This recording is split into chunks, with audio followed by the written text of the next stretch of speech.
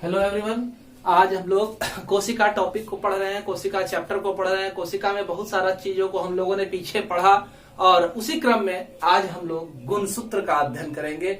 हम जानते हैं कि कोशिका के अंदर गुणसूत्र जो है वो कहाँ पाया जाता है, तो गुणसूत्र केंद्रक के अंदर उपस्थित होता है। धागे नुमा रचना के रूप में यह पाया जाता है और यह जीवों के गुणों का निर्धारण करने का काम कर सकता है, क्योंकि इसके ऊपर जीन होते हैं, है ना। और हम जानते हैं कि गुणसूत्र का निर्माण ही किससे हुआ है, डीएनए से हुआ है, और हमारे जीन भी जो है वो डीएनए से ही बने होते हैं। तो यह जीवों के अंदर गुणों का निर्धारण करने वाला भाग है। और यह याद रखेंगे कि अलग अलग जीवों में गुणसूत्र की संख्या अलग अलग होती है। हर एक जाति के गुणसूत्र की संख्या निर्धारित होती है, वह निश्चित होती है। जैसे कि मनुष्य है तो मनुष्य के एक कोशिका के अंदर, द्विगुणित कोशिका के अंदर गुणसूत्र की संख्या जो है वो 46 होती है। ठीक है, तो यह हमारा गुणसूत्र का इंट्रोडक्शन था। अब आगे हम लोग देखते हैं गुणसूत्र को ही क्या कहते हैं, क्रोमोजोम कहते हैं। क्रोमोजोम जो शब्द है उसे आप तोड़े तो यह ग्रीक क्रोमा वर्ड से बना है, जिसे कलर्ड कहते हैं, है ना। क्रोमा का मतलब ही होता है कलर्ड चीज, और सोमा दूसरा भाग है इसका। सोमा का मतलब होता है बॉडी, है ना। क्रोमोजोम शब्द का देने वाले वैज्ञानिक जो थे वो वाल्डेयर थे। अगर हमको केंद्रक के अंदर गुणसूत्र को देखना है तो यह कोशिका विभाजन के समय दिखाई पड़ता है। खास तौर से कोशिका विभाजन की मेटाफेज और एनाफेज अवस्था में यह ज्यादा सुस्पष्ट होता है। एक गुणसूत्र की लंबाई जो हो सकती है वह 0.5 से 30 म्यूएम तक इसकी लंबाई हो सकती है। इसकी मोटाई, इसकी थिकनेस जो है वह 0.3 से लेकर के 0.5 म्यूएम तक इसकी मोटाई हो सकती है। एक बात आप याद रखेंगे कि पादप के अंदर, पौधों के अंदर जो गुणसूत्र होता है ना, वह आकार में जंतुओं से क्या होता है, बड़ा होता है। बाकी तो बता ही चुका हूं कि संख्या जो होती है अलग अलग जाति में इसकी संख्या निश्चित और अलग अलग होती है। यह संख्या 1 से लेकर के, है ना, सैकड़ों तक हो सकती है। जैसे कि अस्केरिस मेगालोसेफेला के अंदर 2 गुणसूत्र पाया जाता है, इसके 2n में। उसी तरह से रेडियोलेरिया जो है उसके अंदर गुणसूत्र की संख्या 2n में 1600 होती है। वो 1600 गुणसूत्र पाया जाता है एक कोशिका के अंदर। तो अनुमान लगा सकते हैं कि गुणसूत्र की संख्या कितनी ज्यादा होती है और अलग अलग जीवों में, है ना। मनुष्य में 46 ही है। तो ये आप न समझे कि गुणसूत्र की संख्या ज्यादा होगी तो जीव विकसित होगी, गुणसूत्र की संख्या कम होगी तो जीव कम विकसित होंगे। ऐसा दिमाग में कुछ नहीं रखना है ना। गुणसूत्र जीवों के गुणों का निर्धारण करता है और यह गुण जो है खास तौर से उस पर पाए जाने वाले जीन के द्वारा निर्धारित होते हैं।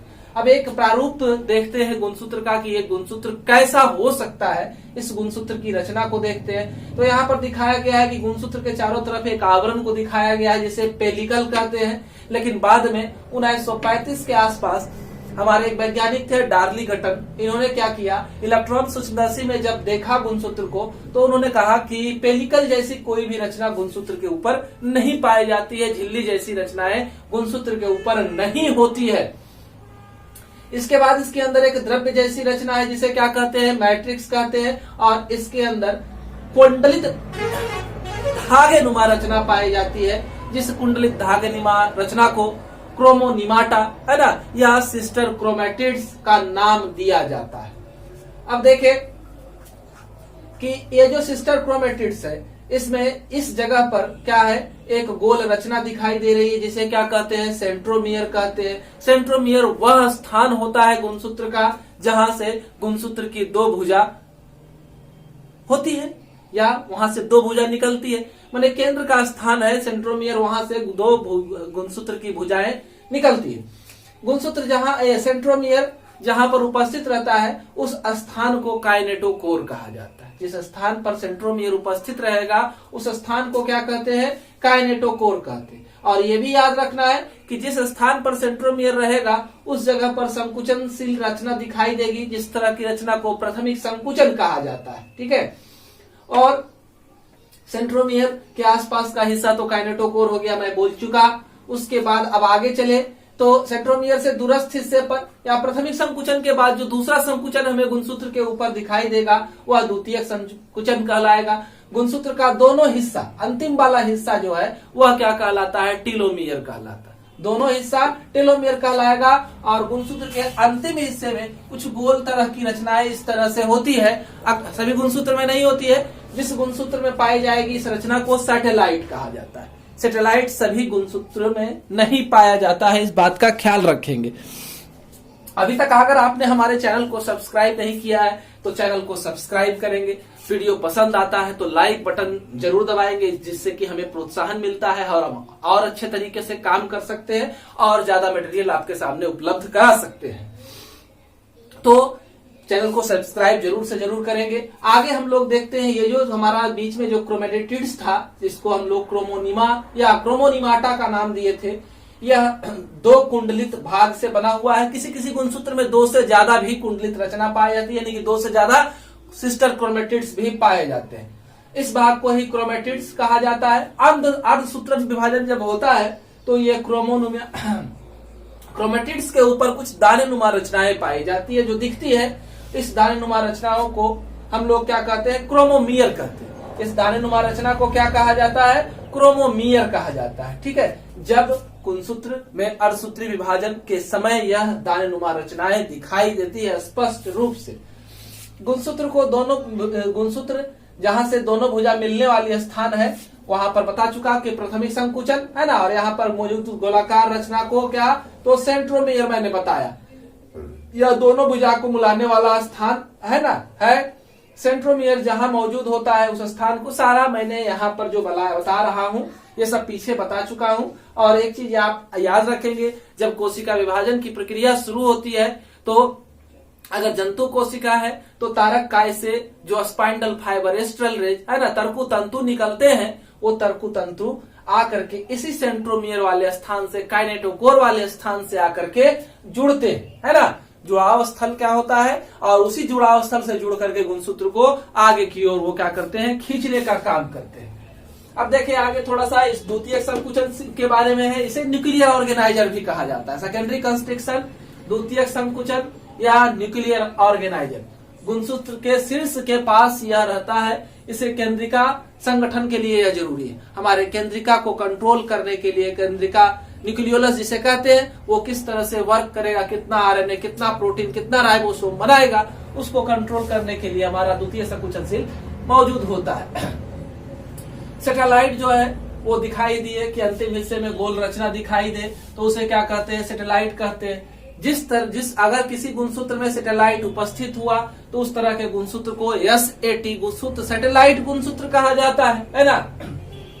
बाकी यह याद रखना है कि टीलोमियर जिसे बताए थे गुणसूत्र का दोनों अंतिम हिस्सा, यह जो है कभी भी आपस में मिलते नहीं है। यहां तक कि क्रोमोसोम अगर टूट भी जाए तो ये टीलोमियर्स आपस में जुड़ते नहीं है। इस बात को याद रखना है। सेंट्रोमियर के पोजीशन के आधार पर गुणसूत्र को 4 प्रकार में बांटा गया है। सेंट्रोमियर के पोजीशन के आधार पर गुणसूत्र को 4 प्रकार में बांटा गया है। एक है आपका मेटासेंट्रिक। मेटासेंट्रिक लगभग भी के आकार का होता है ना। भी के आकार की रचना है, और भी के आकार की रचना जिस तरह से आप देख रहे हैं, इसमें आप क्या देख रहे हैं कि एक भी से आकार की रचना है। यहाँ पर सेंट्रोमियर उपस्थित है, इस जगह पर सेंट्रोमियर उपस्थित है और दोनों आर्म निकला है। अगर एक आर्म 2 एंगस्ट्रॉम का है तो दूसरा आर्म भी क्या होगा, 2 एंगस्ट्रॉम का ही होगा। इस बात को याद रखना है। इसमें मेटासेंट्रिक का मतलब ही हुआ कि इसकी दोनों भुजाएं आपस में बराबर होगी। उसके बाद दूसरा जो है सब मेटासेंट्रिक है। सब मेटासेंट्रिक में क्या है, इसका आकार कैसा होता है, यल के आकार का होता है। इसका आकार हमें याद रखना है, यह किस तरह का होगा, तो यह यल के आकार का होता है। और इसमें एक भुजा थोड़ी सी बड़ी होती है और दूसरी भुजा उसके सापेक्ष में थोड़ी छोटी होती है। जैसे कि एक भुजा 1.5 एंगस्ट्रॉम का है तो दूसरा 2 एंगस्ट्रॉम का है। इसका आकार यल के आकार का होगा, है ना। उसके बाद आप देखें एक्रोसेंट्रिक। एक्रोसेंट्रिक में एक भुजा काफी छोटी हो जाती है और दूसरी भुजा काफी बड़ी होती है। जैसे एक भुजा जो है 0.5 एंगस्ट्रॉम का है और दूसरी भुजा जो है 2 एंगस्ट्रॉम की है। तो आप यहाँ इस रचना को देख रहे हैं, एक्रोसेंट्रिक क्रोमोजोम को। उसके बाद अगला है टीलोसेंट्रिक क्रोमोजोम। इसमें क्या है, गुणसूत्र में एक ही भुजा होती है, दूसरी भुजा अनुपस्थित होती है। तो अंत हिस्सा में सैटेलाइट मौजूद रह सकता है, सेंट्रोमियर यहाँ पर मौजूद है, एक ही तरह की भुजा है, दूसरी भुजा अनुपस्थित होती है। तो यह सेंट्रोमियर के पोजीशन के आधार पर गुणसूत्र जो होते हैं वो कुल 4 प्रकार के होते हैं। धन्यवाद, हमसे जुड़े रहे, आगे अगले वीडियो में।